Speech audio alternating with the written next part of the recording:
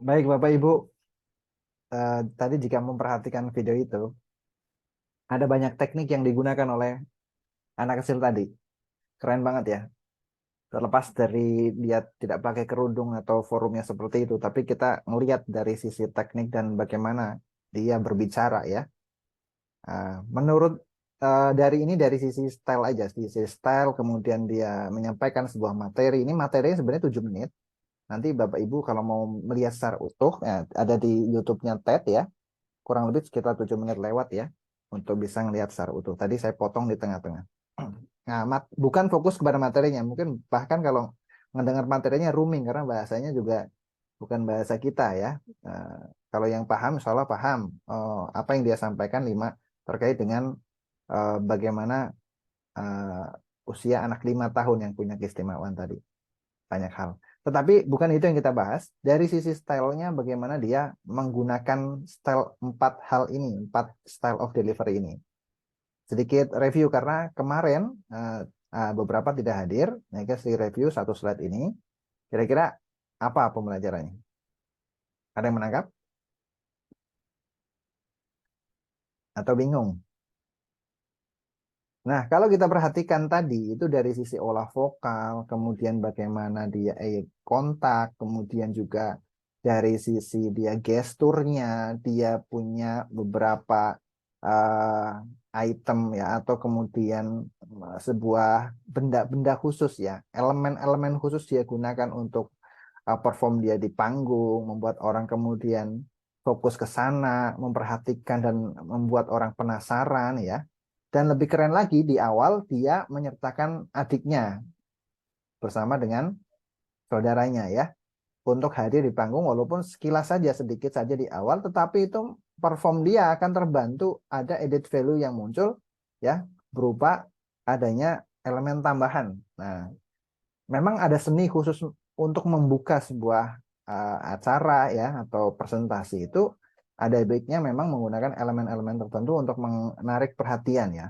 Ya, sebelum dia ceritakan dalam storytellingnya tadi dibantu dengan slide-slide-nya, ternyata dia menggunakan beberapa teknik sebenarnya. Di awal, lihat-lihat mukanya itu serius, mukanya serius, orang memperhatikan, ya dia sedang mengsugesti. Ini pakai teknik wise elder. Ternyata wise elder ini nggak digunakan terus, tapi ada sisi di mana humornya atau sapaannya, ya. Sapanya terkait berinteraksi dengan audiens, tadi ada yang ketawa segala macam, itu pakai teknik frame. Kemudian juga ngelihat lagi bagaimana dia bisa menyihir ya, membayangkan sesuatu yang dramatis tadi.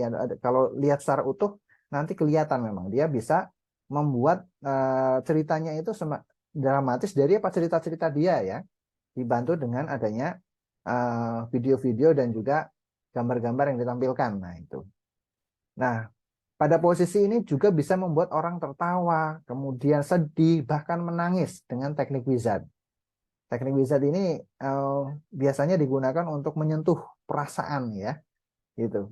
Dan yang terakhir itu ada teknik warrior, memberi semangat. Biasanya ada pesan khusus ya untuk memberi perintah langsung kepada audiens yang kita ajak. Apakah Bapak Ibu siap untuk menjadi lebih baik? Siap. Nah, itu biasanya seperti itu.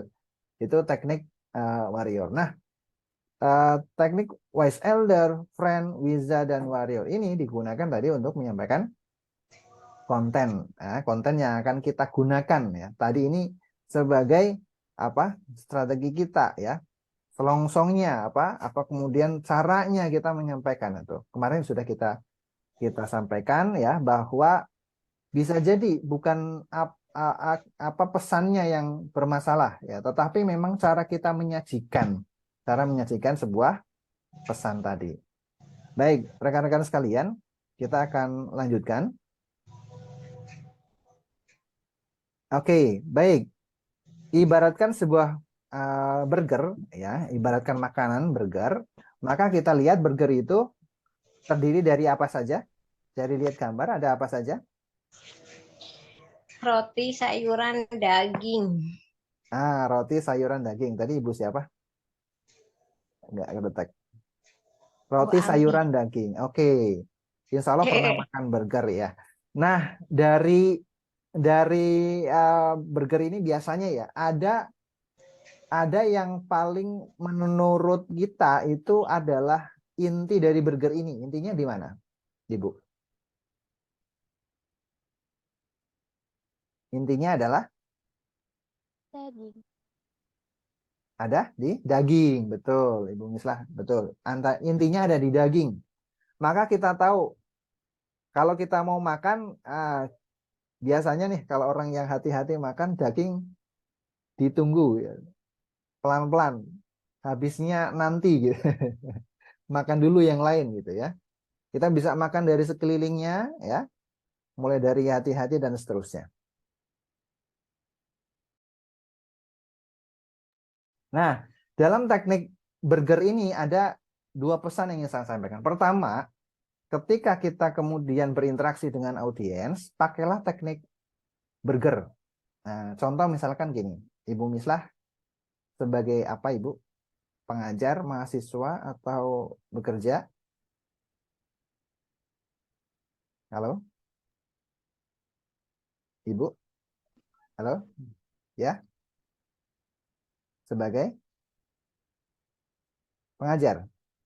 Suaranya kecil sekali. Nggak ada suaranya ya? Nggak ada suaranya ya? Oke, yang lain. Kalau kalau Ibu Yulhaida jelas pengajar ya. Jika kita bertemu dengan murid, ketika kita dengan murid ya, misalkan ya halo, Bu Mislah, bisa suaranya nggak keluar ya? Oke, nggak apa-apa. Suaranya nggak keluar ini. Atau siapa saja? Oke, kira-kira apa yang akan kita gunakan dengan teknik burger ini? Contoh, misalkan kita bertemu dengan audiens, maka kemudian audiens ini kita seperti halnya burger ini ada roti, ada isi, kemudian ada roti lagi. Nah, maka kalau ketemu dengan audiens, gunakanlah teknik burger untuk apa? Untuk menyapa, kemudian untuk memberikan pesan inti, dan untuk menutup isi dari pesan tadi. Sederhananya seperti itu. Kalaupun nanti berinteraksi, misalkan, oh luar biasa sekali, luar biasa pendapat Ibu keren, gitu. Tapi menurut saya memang, nah ini intinya, memang ada yang perlu kita perbaiki dari cara berbicara kita, sehingga nanti kita menyampaikan sesuatu ya kan lebih mudah diterima. Insya Allah, nah, ditutup lagi, Insya Allah Ibu akan mempelajarinya lebih dalam public speaking yang lebih lengkap. Nah, itu pesan yang ingin kita sampaikan ketika pertama dipuji, kedua memberikan materinya atau koreksinya atau kemudian masukannya ya atau pendapatnya, yang terakhir juga dipuji lagi. Jadi kita bertemu dengan orang yang pengen ngaji misalkan, saya pengen ngaji tapi gimana ya kok saya ragu-ragu segala macam. Oh luar biasa sekali semangat mengajinya, harus dipertahankan. Memang benar mengaji itu tidak mudah, berat gitu. Tetapi harus kita upayakan karena ya misalkan hidup dengan kebodohan lebih berat ya dibandingkan dengan berat menuntut ilmu. Insya Allah Allah akan memudahkan. Semangat ya. Nah itu teknik burger, dipuji, sampaikan pesannya, kemudian dipuji lagi. Nah ini teknik bagaimana kemudian kita selalu membangun energi positif pada audiens kita, di mana kemudian kita berada gitu. Nah teknik burger ini juga kita pakai untuk membuat sebuah konten yang bagus di dalam kita presentasi. Nah, kalau struktur presentasi, kalau analoginya adalah burger tadi, maka di sana ada opening, ada body, ada conclusion. Nah, antara opening dan body ada transition. Body dan conclusion ada transition juga. Nah, setiap transition ini nanti dibuat lebih kreatif. Bisa dengan adanya video, gambar, games, quiz, dan lain-lain. Atau kemudian ada ice breaking. Ya, supaya nanti pesannya tetap lebih mudah diterima ketika kondisinya kondisi alpha, relax ya gitu. Nah, untuk bodinya isinya bisa pakai poin-poinnya. Poin 1, poin 2, poin 3, dan seterusnya. Atau nomor 1, nomor 2, nomor 3, dan seterusnya. Nah, setiap poin juga usahakan ada transitionnya. Sehingga nanti setiap pesan ini memang menarik untuk kita simak atau berinteraksi ya. Transisinya bisa interaksi, ngobrol ya kan, atau pakai teknik bertanya, ask question dan seterusnya. Itu kita bisa menggunakan teknik semacam itu. Dan ini secara umum kalau kita membuat materi apa nih openingnya, apa bodinya, apa konklusinya. Nah, untuk melakukan opening, nah ini saya jelaskan di satu slide ini saja. Untuk melakukan opening, kemarin sudah kita singgung di pertemuan pertama, ya, untuk menumbuhkan keminat, ya, untuk menumbuhkan minat dari awal hingga akhir sebenarnya kuncinya ada di awal, di opening. Kalau kemudian kita bisa mengunci di opening, ya, mengunci mereka, ya, mereka tidak akan beranjak dari tempat duduknya, insya Allah. Contohnya, hari ini apakah kemudian Bapak Ibu ingin ya berbicara lebih pede, anti grogi dan nervous? Kemudian dijawab, ya. Maka dari awal sampai akhir, insya Allah dia akan mengikuti karena dia akan menjawab, mendapat jawaban dari pertanyaan tadi. Gitu. Itu yang pertama. Yang kedua, bisa memilih pertanyaan tadi apakah menjawab pain atau gain. Pain itu rasa sakit atau rasa kesulitan ya, kesukaran yang dia alami. Yang kedua, apakah kemudian dia mewujudkan gain, yaitu mimpinya untuk menjadi lebih pandai berbicara, lebih pandai menghafal, atau pandai dalam membaca Al-Quran ya, atau pandai pelajaran tertentu, pandai skill tertentu. Nah itu opening ini memang dikunci dari situ. Nah tekniknya cukup dengan bertanya ya, bertanya yang retoris tadi yang tujuannya untuk membuat dia setuju dengan apa yang kemudian kita mau sampaikan. Nah, di opening ini tadi ya, kuncinya tadi mengunci ya, dengan adanya pen atau gen tadi. Nah, itu bisa dikembangkan dengan teknik-teknik yang lain, seperti teknik misalkan apa namanya bridging ya, penjembatan. Penjembatan untuk menyampaikan sesuatu itu kita membutuhkan satu teknik tertentu. Misalkan saya pernah hadir di suatu tempat, ketika dia membuka sesuatu membuat wow, momen di awal itu terkunci, yaitu atraktif. Nah, itu teknik atraktif itu bisa digunakan dengan adanya sebuah pertunjukan. Kalau ngelihat tadi yang video TED tadi yang di awal itu ada anak kecil yang memang sengaja ditaruh, membuat orang penasaran apa ini ya. Nah itu memang perlu untuk dilakukan seperti itu sehingga nanti di awal saja sudah tertarik, oh beda ya dengan yang lain gitu. Maka memang tidak hanya perform ya, tapi juga ada seni pertunjukannya yang bisa disampaikan. Tidak hanya presentasi, juga ada sisi pertunjukan yang diberikan, itu akan lebih mengunci di awal. Kemudian terkait dengan body nanti kita akan bahas satu-satu. Kemudian conclusion juga demikian, nanti berkaitan dengan bodinya seperti apa. Nah, kurang lebih seperti itu ya. Next ya. Nah, ini saya ambil dari satu buku yang judulnya kalau di bahasa Indonesia kan ini artinya adalah menular ya. Why things catch on. Jadi bagaimana kemudian sebuah pesan itu bisa viral, bisa berkembang ya, kemudian juga bisa menjadi lebih menarik. Nah, ternyata rumusnya ada steps. Nah, ini kita bisa menciptakan sebuah materi dengan adanya state khusus. Ya, state itu apa? Setiap slide tadi ya, misalkan slide ini saya ingin menggambarkan bagaimana adalah penjelasan tentang burger tadi. Nah, di sini saya ingin menggambarkan penjelasan lebih dalam mengenai isi daripada sebuah presentasi atau struktur dari sebuah presentasi. Nah, step-nya adalah berupa penjabaran, penjelasan. Kalau yang di sini penjelasan lebih detail, masih step-nya sama. Nah, kemudian ada step yang sifatnya social currency, yaitu berkaitan dengan kebanggaan diri. Ada juga yang sifatnya triggers, yang pemberi semangat ya, atau kemudian pemantik yang menarik ya. Kemudian ada state-nya adalah emotion, misalkan menyentuh ya, atau lebih kepada misalkan apa ya istilahnya makjeleb gitu ya, itu emotion. Atau sifatnya yang lagi public, yang lagi viral ya, lagi viral. atau yang lagi jadi pembicaraan umum apa saja di lingkungan peserta kita. Itu state public. Atau state yang lain adalah practical value. Tujuannya apa, ngajarin teknis secara rinci how to-nya gitu. Atau yang terakhir ada stories yang sifatnya informatif ya, atau cerita apa saja dibungkus dengan storytelling. Ini masing-masing ini kita sebut sebagai state. State social currency, state triggers, state emosional, state public, state practical value atau state stories. Jadi kita nanti akan jelas materi kita itu nanti akan seperti apa. Dan insya Allah ini akan digemari. Karena apa? Ini yang sekarang dikembangkan ya oleh Universitas Barat, bahwa ternyata state ini yang paling diminati.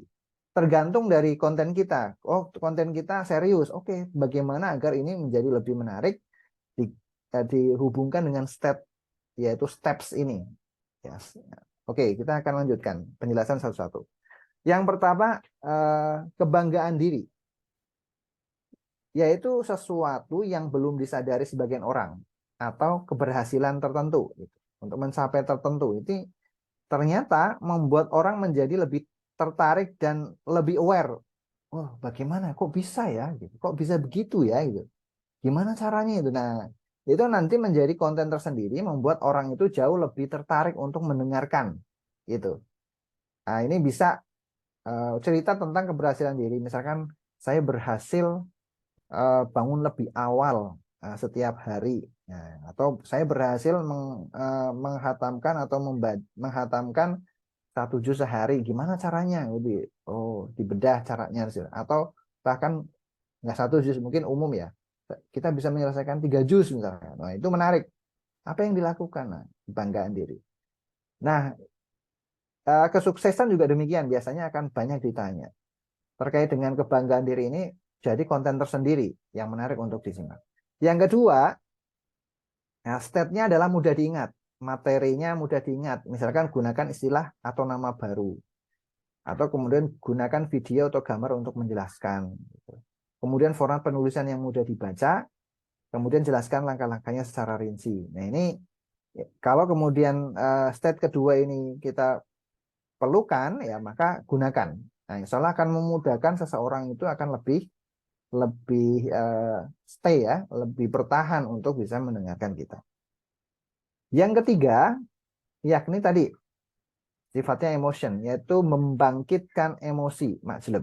Nah, bisa dengan adanya satu video yang menyentuh ya, atau kemudian cerita yang menyentuh ya, bagaimana kemudian cerita ini bisa menghipnotis audiens. Saya ada satu cerita yang hari ini sampai ini hari itu teringat sama saya. Itu saya mendapat cerita begini. Ketika kemudian Rasulullah di akhir hayatnya, Rasulullah itu sakit parah luar biasa. Ya, betul ya Bu ya? Kita tahu Rasulullah itu ketika kemudian menjelang ajal, Rasulullah itu sakit, ya, kemudian beliau berbaring ya, dan ditunggui oleh istrinya yang tercinta, Aisyah radhiyallahu anha. Ketika kemudian Rasulullah sedang sakit, sedang menggigil ya, sedang kedinginan segala macamnya, kemudian ada suara yang mengetuk pintu. Kemudian ketukan pintu itu terdengar sampai dalam dan Aisyah istrinya kemudian bergegas untuk membuka siapa. Kiranya siapa ini? Sahabat yang berani mengganggu Rasul ya. Rasul sedang sakit, tapi ternyata kemudian diganggu dengan kehadirannya. Ketika kemudian istrinya sangat penasaran, maka kemudian dibukalah pintu. Ketika dibuka pintu, istrinya ini tidak mengetahui, tidak mengenal. Sepertinya ini orang yang baru kali pertama yang ada di Madinah. Lantas kemudian istrinya kembali kepada Rasulullah, dia menutup pintu, tidak berkata apa-apa kepada orang itu. Lantas kemudian ditanya oleh Rasul, wahai siapa Aisyah? Kemudian istrinya mengatakan, saya tidak mengenalnya ya Rasul, sepertinya beliau orang yang asing. Ya, kemudian Rasul ternyata tahu bahwa yang datang adalah malaikat Jibril alaihissalam, menyerupai manusia. Lantas kemudian persilakan ia masuk karena dia adalah malaikat Jibril. Hatinya langsung bergetar. Aisyah langsung berkata di dalam hatinya, ada apa ini kan? Lantas kemudian dipersilakan masuk. Ya, singkat cerita, Jibril ini membawa kabar gembira kepada Rasul. Dan Rasul bertanya bahwa Rasul memang sudah tahu, ya, akhir hayatnya sudah dekat, ajalnya sudah dekat. Maka kemudian Rasul hanya bertanya, wahai Jibril, beritahukanlah bagaimana nasib umatku, bagaimana nasib keluargaku. Nah, ketika akhir hayatnya, beliau tidak memikirkan dirinya, tetapi justru memikirkan keluarganya dan terutama umatnya. Ketika ditanya tentang umatnya, malaikat Jibril mengatakan, wahai engkau kekasih Allah yang dimuliakan Allah Subhanahu wa taala, sesungguhnya Allah telah menutup semua pintu surga untuk umat selain umatmu sampai umatmu masuk ke dalamnya. Sehingga kemudian membuat hati Rasulullah itu tenang, Masya Allah. Berarti umatku akan dijamin untuk masuk surga. Ya, dan lebih dulu masuk surga dibanding umat yang terdahulu. Sehingga membuat beliau sangat merasa tenang. Baik kalau begitu. Suatu hari Rasulullah sedang sakit yang luar biasa dirasakannya. Lantas kemudian Rasul itu mengundang para sahabat untuk berkumpul di rumahnya. Lantas kemudian karena begitu pentingnya dan merasa bahwa Rasulullah sangat menginginkan para sahabat datang, lantas kemudian datanglah seluruh para sahabat.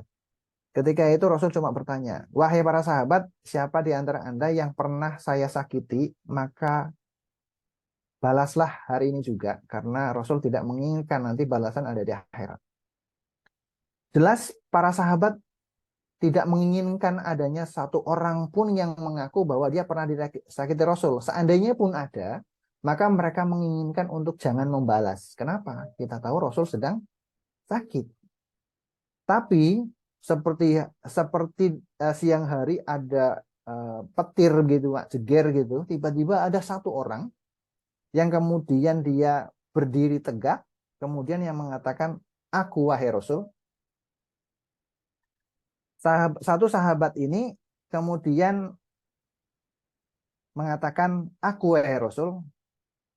Umar begitu marahnya luar biasa, merah pada matanya. Apa-apaan ini, wahai engkau Ukasah, namanya Ukasah. Engkau tidak lihat Rasul sedang sakit.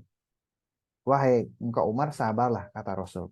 Lantas kemudian Rasul kemudian memerintahkan Ukasah ini untuk mendekat padanya. Wahai Ukasah, apa yang sudah dulu aku pernah lakukan padamu? Wahai Rasul, dulu aku pernah ya terkena cambukmu ketika perang. Lantas kemudian tubuhku sakit karenanya. Oleh karena itu saya ingin membalasnya hari ini juga. Para sahabat semakin geram dan marah luar biasa kepada Ukasah. Dia mau membalas apa yang dilakukan oleh Rasul saat itu ketika sedang sehat ya. Nah, ketika sekarang dia mau membalas justru sedang sakit. Umar makin marah luar biasa. Apa-apaan ini bahasa kita. Lantas kemudian Rasul, sabar wahai sahabat gitu. Nah kemudian diperintahkan oleh Ukasah untuk membalasnya. Wahai istriku, ambillah yang engkau minta, yakni tadi adalah, nah kalau bahasa gitu cambuk ya. Ambillah cambuk. Maka kemudian diberikanlah kepada Ukasah. Ketika kemudian diberikan kepada Ukasah, Ukasah mengatakan, tidak, wahai Rasul. Sesungguhnya ketika aku terkena cambukmu, aku sedang dalam kondisi membuka baju. Maka kemudian Rasul diminta untuk membuka baju juga karena harus diperlakukan yang sama ketika Ukasah terkena cambuk. Maka lebih marah lagi para sahabat. Apa-apaan ini, Rasul sedang kedinginan luar biasa, menggigil kedinginan, diminta untuk buka baju. Lantas kemudian, baik Ukasah, kata Rasul, kemudian para sahabat membuka bajunya. Rasul juga ingin balasan yang setimpal apa yang dia lakukan kepada Ukasah. Ketika sudah membuka bajunya, begitu uh, para sahabat itu semakin tidak bisa menahan sedihnya.